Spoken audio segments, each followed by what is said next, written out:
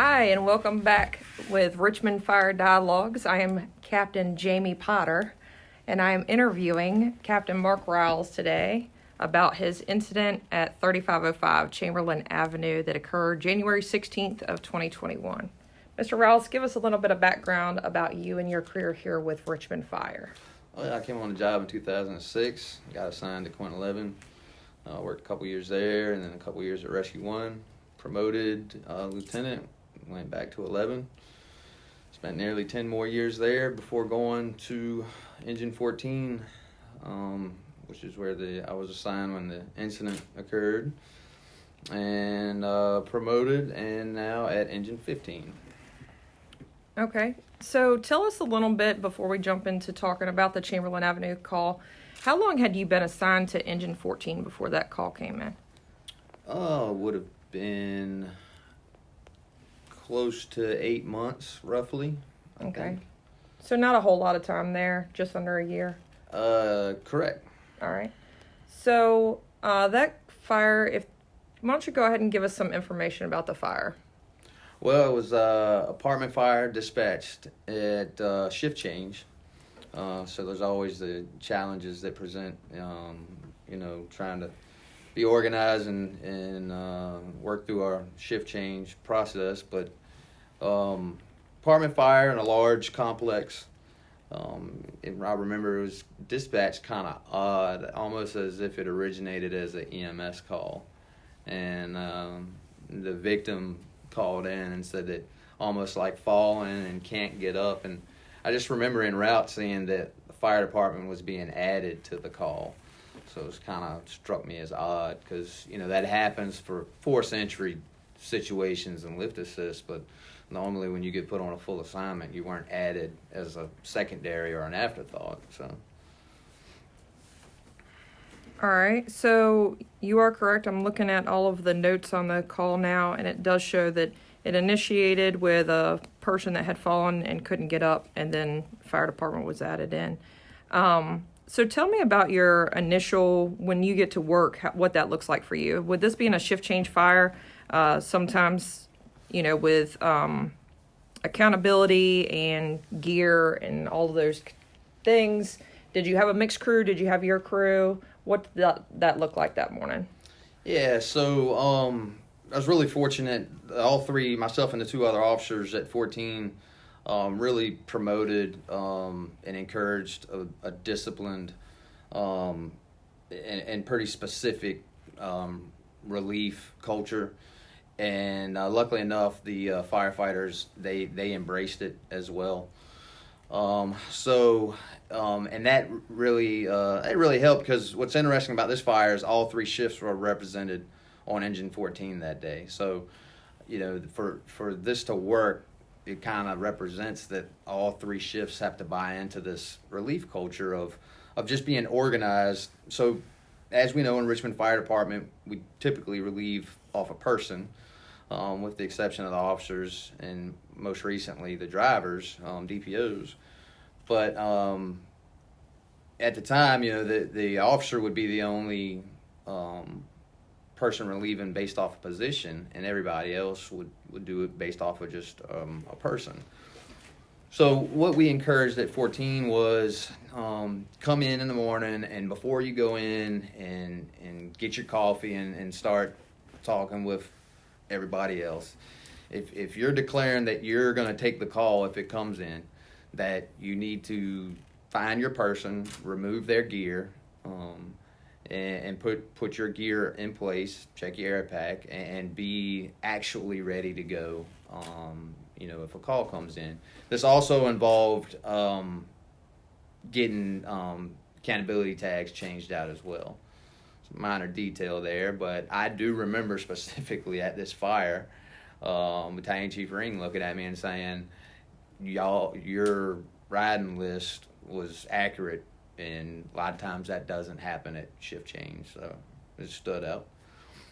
But yeah, the entire firehouse was bought into the culture, and it paid off this morning. And the reason for all three shifts being represented, I was on B shift at the time. Two B shifters had already relieved their C shift person, had a C shift driver still on, and there was a mutual exchange or a swap. So an A shifter was coming in that morning and relieved a C shifter. So all 3 shifts on the rig for this 6:50, 6:45 in the morning call. Yeah, time of dispatch for the call was 0648 and 10 milliseconds actually. So with that being said, talk to me about the training leading up to this incident. Have y'all been to this facility? Have y'all been to this building? Like, how did you make it en route and know exactly where you were going and all those different factors that played into this success? So this part, it played a big part in the success of that morning.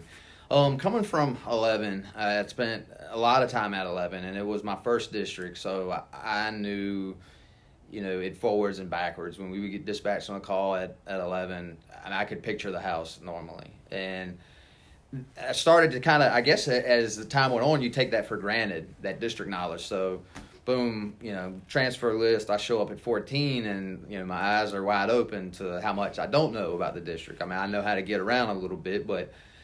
And there's so many little apartment complexes and big apartment complexes. I realized that I needed to get out and pre-plan. I call it a combat pre-plan, and I don't think it's I'm not doing anything that other companies aren't doing. I'm sure at some level most of the companies are getting out and doing this at certain addresses that they kind of recognize a higher risk or a higher threat, and prioritize this by.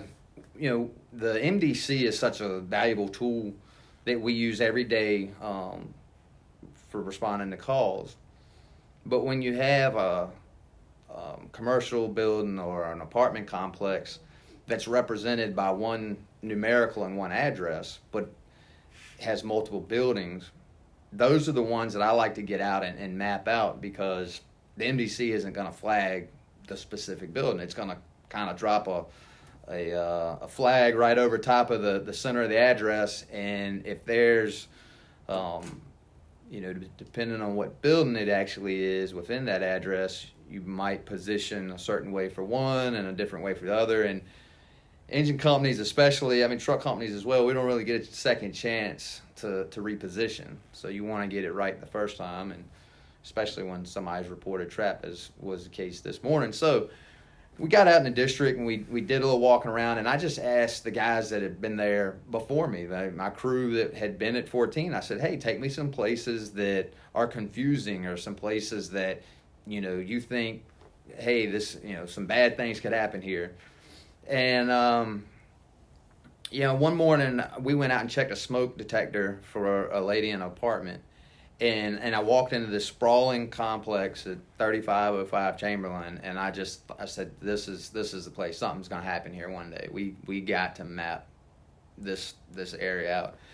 And so the complex is, a long city block long. It is the entire block, and it's one numerical, but it's multiple buildings with letters. So we went out and we walked it and pre-planned it and took a measuring wheel. We did our thing and took measurements and had a plan for, well, if it's building H, we park here. If it's building A, we park here. And that's what we did, and ultimately it paid off. It was an invaluable tool that morning. Okay. So did they give you the actual address with the letter and everything when they dispatched the call? Yes, ma'am, they did. I believe it was H Hotel. They gave it to us right on dispatch. So to further elaborate on these combat pre-plans as I've kind of named them, I make the map in something like Paint or whatever on the computer, and then I'll print off a hard copy and put in a binder. But what I also do, and this kind of has been the best method, is I'll add the picture to the MDC desktop. And a lot of people don't know that we can do that. And it's simple as saving the attachment, emailing it to myself, pulling up my email, in Chrome, and then downloading it to the MDC. So as we're pulling out onto Brooklyn Park, just getting out of the firehouse, I'm minimizing our normal MDC program and double clicking on, you know, an icon on the desktop, and it pulls up the map that I made of 3505 Chamberlain. So I got it mapped out right in front of me. You know, and they're kind of saying en route that, you know, there's smoke and somebody down, and firefighter Pumphrey was driving for me that morning, and I remember telling them as we're turning on Chamberlain, I said, I think they're reporting somebody's trapped here, and, you know, and he was like, all right. So that was kind of the nod. We got to get there. We got to go. And I told him, I said, it's going to be Building H. That's the first parking lot that we get to. Turn into that parking lot. And he, all right. And he handled it from there. And I started kind of preparing myself the rest of the way and made sure that the guys in the back were getting the updated information. So. Okay, so your report talks about y'all ended up using the 350 line on this fire. Is that correct? That is correct. So tell me about when you arrived on scene, kind of the conditions that you were met with. So because somehow the call originated as a medical call and apparently didn't prompt a first response, Richmond ambulance beat us there, and so I remember seeing them first. They were kind of waving us in, and you know, this is an early morning call, but it was like the entire apartment complex was awake and knew, you know, was alerted of the fire. There was a lot of people yelling and screaming, kind of directing us in, and you know,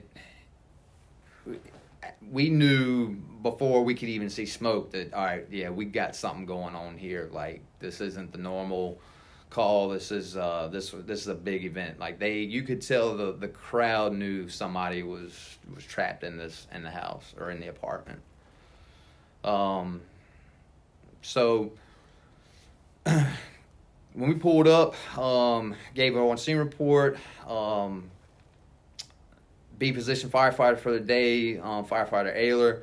I hollered back at him, bring the 350, and I ran ahead to do recon, had my Halligan bar, went through I just remember there was so many people yelling, and you kind of run through this tunnel to get to the inside portion of this apartment complex, courtyard, and I mean, it was people above me in stairways yelling, it was people beside me. And, you know, you could tell that, and there was a lot of people who had worked hard to try to make entry, to try to get the door open, and they couldn't. There was some people kind of laying down, sitting down. You could tell they were tired. They had been working hard at something.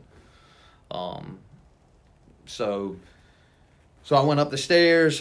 I got to a door that had been beaten to pieces by neighbors. And it's interesting that one of the notes in the call indicates that the downstairs neighbor heard the lady fall. And if I'm not mistaken, at some point the victim was on 911, you know, still conscious on the, you know, 911. So neighbors had picked up like bricks out of the landscaping, and they had started beating the door. I remember the door just being like dented and beat, you know, but they. You know, metal door set, you know, in a metal frame and blocking, and they couldn't get in. So part of your pre-plan that you had done, did you know ahead of time, was it part of your pre-plan that you knew exactly which hose line you were going to take in and where, like, which way you were going to position the engine so that the truck could have access? Let's elaborate a little bit more onto that side of it, so that people get an idea that it's not just a rough sketch of, hey, here's, you know, every building there and they're labeled this way. Let's go a little bit further into depth on that pre-plan. Right. So absolutely. I liked part of the pre-plan is taking the guesswork out, and so what I'll do is we'll take some measurements with the measuring wheel, and that'll be written out onto the pre-plan. So, you know, Building H, I know that. Or say, for instance, this complex, there was a few places we knew we could reach with like the 200, but then if we position correctly, we can reach everything with the 350. All right, and then you have to back up a little bit and say, well, what if we just get the address only, not the building number? We need a neutral spot to start at, right? So say this fire had been dispatched with no, letter, building H. We would have had a neutral spot that we picked out that, if we start there, we start our recon investigation, and we can reach the entire complex with the 350 from that spot. So going into this, we knew it was H, and we pre-planned. We knew what parking lot. I told driver to pull in the parking lot, and I knew exactly. I was like 350, no question. We can reach it, and 200 wasn't going to reach it. So I called for that early.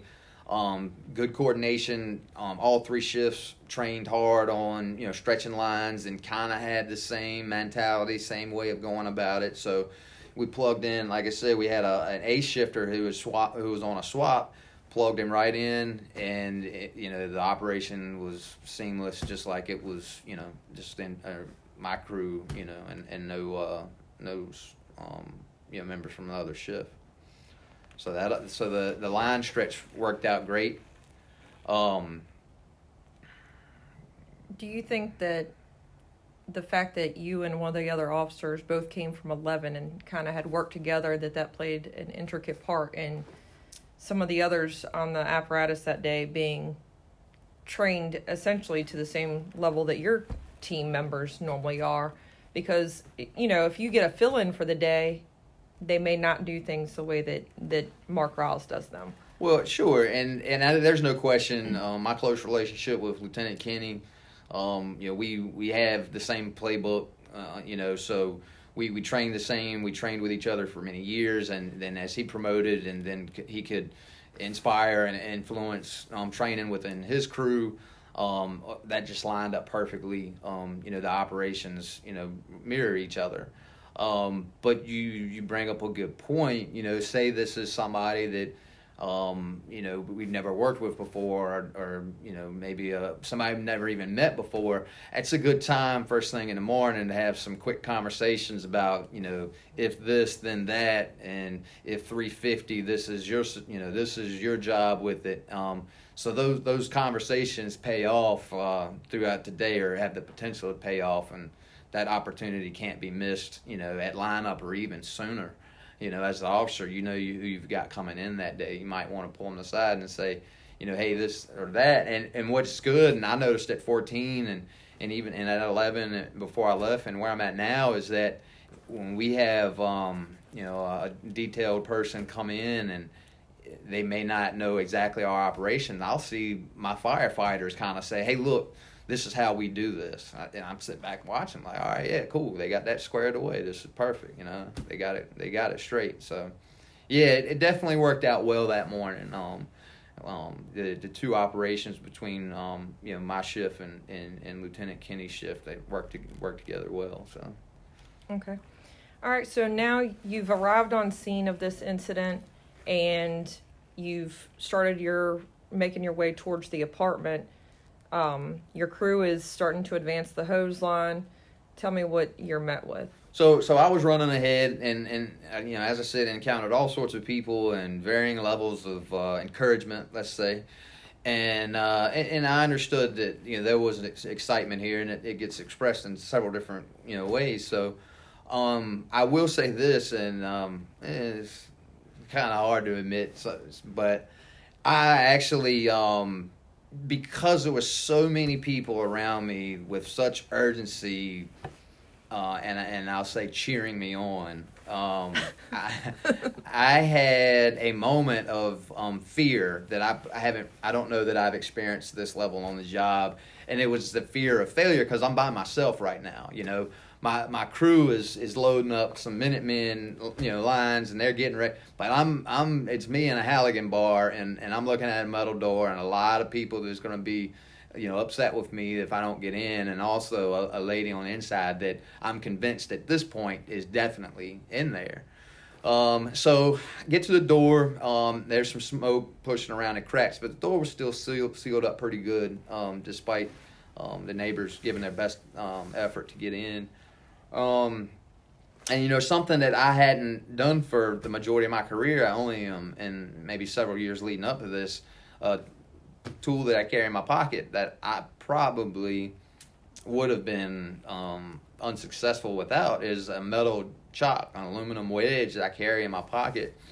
That it was brought to my attention several years ago. Hey, this is a good tactic, and I bought into it immediately. And it honestly had never used it. I don't think, especially not. I'm certain I hadn't used it under these circumstances until that day. But trained on it routinely. I even for like a couple of Christmases leading up to this particular year, like I would make sure, like that'd be a Christmas present. One of the things I'd get my crew is, hey, I want all of you to have this. I believe in this. It's going to work for somebody one day. And so metal chock, drove it into the door, went in easy, very easy. Got the adze of the Halligan bar in behind the jam and pushed down, and the door popped open easier than it does at the training academy. It couldn't have gone any smoother. And I'm pretty sure that the neighbors softened the door a little bit for me, so that was a help. So the door pops open about maybe 18 inches, and I can see that there's some debris behind the door. But I actually was caught off guard by the amount of heat that hit me in the face. Right? I don't know why. I mean, I know I'm going to an apartment fire, but it was a little bit more than I thought it was gonna be. I just remember thinking that, like, wow, and I'm at this point I can't really see a lot of fire yet. There is kind of a glow, but as the room is laid out, you don't really see it doesn't open up to you have to kind of look to the right to see the living room. So anyway, I could see that there was some debris behind the door. It was like some chairs, and I was able to clear that. And I put my cheek on the floor, and I could see the victim's feet inside the apartment, maybe 10 feet. I could see her, and it's interesting. So Richmond ambulance was there first. They waved us in. They're actually up there with me, and I remember the medic saying something to me real quick. I don't remember what that was, but I think I kind of verbalized, like, I see her, and I took a deep breath, and I thought, I'm going to give this one try here real quick. If she's not particularly large, I'm going to snatch her out in a hurry. And so I crawled in and grabbed her. And I remember when I put my hand on her, she screamed. So I thought she was burned, but I think she was just maybe startled. But I could see the fire kind of growing behind her, or the glow, and I'm bringing her out, and I'm making pretty good time. So it all happened pretty quick.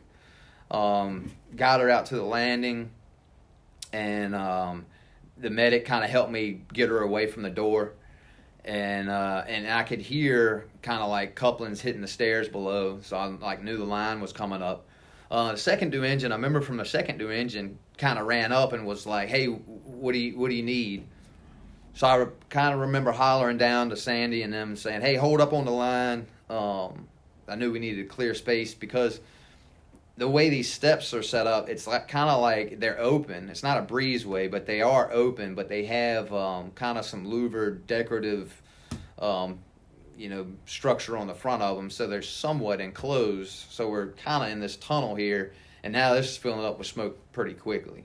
So I remember we ended up with like smoke maybe 3 or 4 feet off the ground in the stairway. So the medic and a member from Engine 16 took her down to the ground level. And then that's when hollered down, told the line to come on up. And they came on in and had some fire in the living room. A couple of different spots they had some fire and knocked it down pretty quick. By that point, the truck was running up. They completed the primary search. It was negative.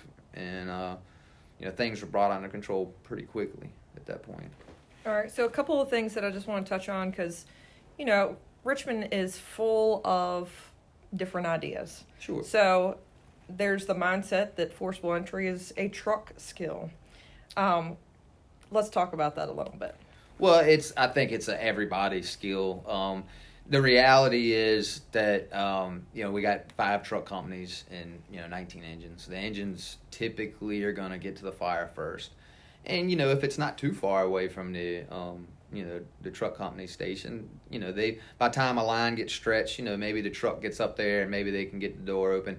And I'm not fighting a truck company member to get the door open, because I want to save my energy to shuffle line forward, because that's takes a little bit more than just carrying a hook around and walking through smoke. But they specialize in it, but the engine company needs to have a good grasp on it as well, because we're not going to wait. And I remember that morning, one of the guys from the truck, there was some talk of I think there was going to be an opening coming up for an officer in their house, and they said, "Well, yeah, you see, told you would have done good over here on a truck." And I was like, "Well, if I was on a truck, I wouldn't have done a whole lot this morning." But that was just some joking between the companies. It's always like that with engines and trucks. Absolutely. But the engine companies have to stay sharp on their skills with force entry and and I even say throwing ladders too. I mean, we're not running around trying to get in front of the truck company throwing their ladders, but if we get there and somebody's hanging out of a window and we can't even hear the cue of the truck company, well, you got to do what you got to do. So definitely recommend that engine companies stay sharp on their force entry. So, en route, you knew that you more than likely had somebody trapped and that you were going to go ahead of the hose line. Tell me about your tool selection. Is that something that's standardized for you, or is that something that depended on the circumstance? Yeah, so I carry a Halligan bar practically everywhere I go, regardless. If it's a fire call, fire alarm, building fire, gas leak, I'm normally toting around a Halligan bar. That's kind of been my go-to for years now, and several years ago added the addition of the metal wedge, which really complements the Halligan bar. I don't know that I could have gotten inside this door with a bar only. Maybe it definitely wouldn't have been as quick. I do know that as I'm running up, and I'm looking at this door that obviously some neighbors had tried very hard to get into. And I remember thinking, oh, this one's going to be hard to get in. This door's been beat up and it's not open yet. And I radioed somebody, bring me the irons or whatever. Turned out didn't need them. But if I hadn't been carrying a metal wedge, probably would have had to sit there and get yelled at by a lot of people while ladies in there breathing smoke several more breaths, waiting on the irons to make their way up. So talk to me about your decision. Again, we're allowed to make some pretty tough calls sometimes in our position as officers. So tell me about your decision of not just saying, hey, we're going to forego a hose line and just go in for this person. What's your thoughts on that? Well, I think as an engine company, you really the rule is to bring the line. That you could find some exceptions, but I think that there would be very few exceptions for the first due engine to not bring the line in with them. So that takes some coordination, because we do make some adjustments within my company for when somebody's reported trapped.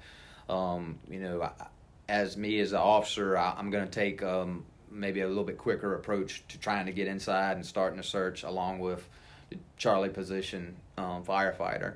But in doing so, that now the driver knows that they might have to help push the line forward a little bit more in the front yard or close to the front door, helping the nozzle firefighter, get inside. So basically, within my company, kind of what we say is, all right, the officer in the Charlie position are searching, and the B position, you do the same thing you would do every time. You stretch the line. Now, when you get inside, we don't just tell the nozzle, hey, you're on your own.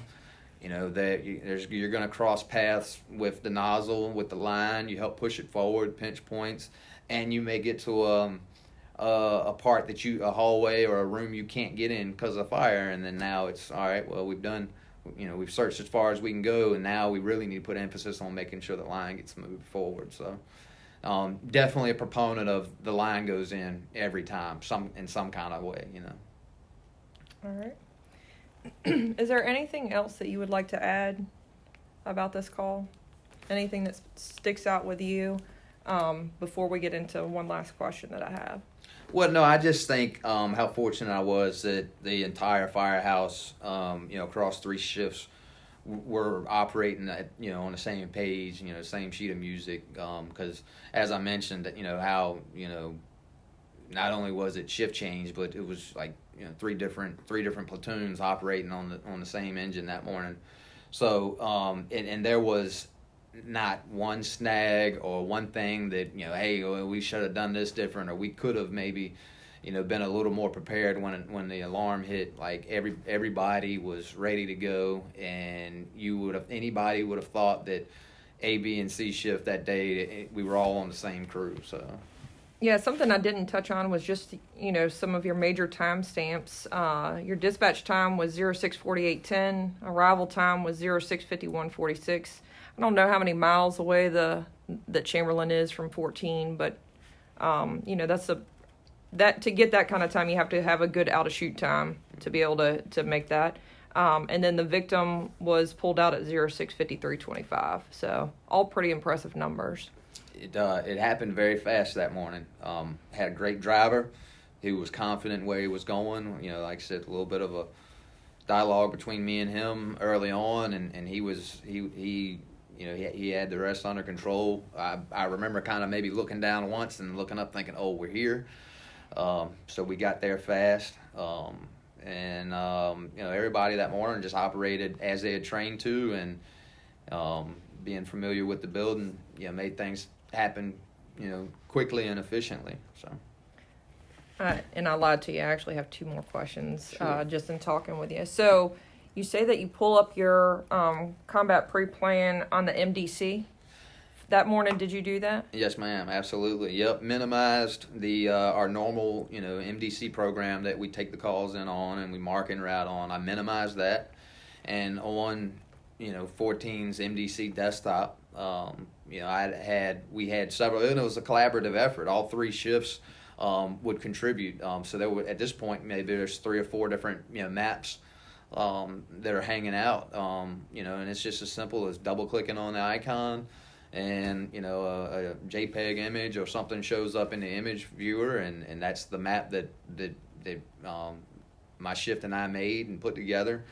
Labeled as we put down and measured, and labeled all the building letters, and we knew where to park. And so minimized that, took a quick look at it, talked with my driver, he confirmed everything, then minimized that and brought the normal program back up, and went on and went to work. So you were able to still read through all your notes and that kind of thing. Yep. Yep. Absolutely. And I would assume on your pre-plan that it identifies your hydrant source, so that you don't really have to stay focused on your notes while you're en route. You can take the time to look over at your other page. Yep, we do. We add hydrants in, so and I might have flipped back and forth between the two a couple of times, but then ultimately ended up on the traditional the MDC program that we all use. So. Okay. Last question, just because of riding the car, those kind of things. So I assume that you and Chief Ring had worked collectively on, hey, if that I'm presented with this kind of event, then I'm going to go inside, or something like that, with your transfer of command. Yeah, I think, I think en route, Chief Ring heard what was going on, and he's checking out the notes, and I feel like maybe dispatch might have told us en route. I don't know if they had enough time. So, he had a good idea of what I was confronted with, and but I never relinquished command through through my operation that morning. I mean, it really it was no need to. Everything that I was handling was right in front of me, and I could coordinate and give updates. I remember DEC was wearing me out with radio traffic, but I had no trouble kind of managing both. I made my play, and that was done. And then I remember just kind of hanging out by the front door as Lieutenant Anderson with Truck 3 came by, and I think he even kind of gave me a, like, hey, good job, we got it from here. Just, hey, chill out, kind of collect yourself, and which was great. I mean, because when you're in those moments and you're kind of feeling like, wow, this exploded in front of me pretty quickly, and you're kind of coming off of it, but there's still a fire and a search that needs to be done. I mean, it was awesome, having those guys come in and handle business, and then I kind of fell back to just more of a, command and coordinate and update battalion chief on the way in. So when he arrived, he could hit the ground running. So Awesome. Well, ultimately, you and your crew did an amazing job. Was able to get this lady out, and everything came together for you. So we appreciate your time today. Thank you. Yes, ma'am. Thank you.